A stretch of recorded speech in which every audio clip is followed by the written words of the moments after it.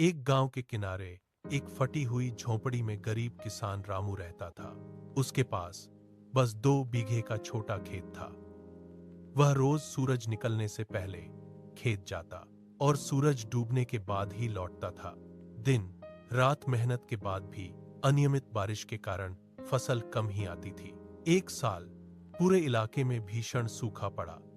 2 महीने तक एक बूंद भी बारिश नहीं हुई। जमीन दरारों से भर गई, नदी तालाब सब सूख गए।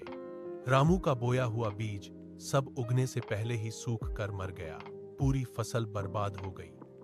गांव के कई किसान हार मानकर शहर चले गए। सबने रामू को भी जाने को कहा, लेकिन रामू ने मना कर दिया। वह अपनी जमीन को छोड़कर कहीं नहीं जाना चाहता था। रामू अगले दिन सुबह उठकर 15 किलोमीटर दूर दूसरे गांव गया। वहां जमींदार के खेत में मजदूरी करने लगा। वह सुबह 6 से शाम 6 तक दूसरे के खेत में काम करता, फिर शाम को अपने खेत आकर जमीन की सिंचाई करता। उसने खर्चे कम किए और आधे साल में पैसे जमा करके छोटा पानी पंप खरीदा, अपने खेत के लिए कुआं खुदवाया, फिर नए जोश से नई फसल बोई। अगले साल अच्छी बारिश हुई। रामू की फसल बहुत अच्छी हुई।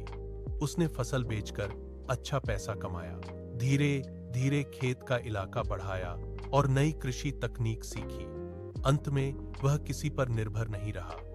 एक स्वतंत्र और आत्मनिर्भर किसान बन गया।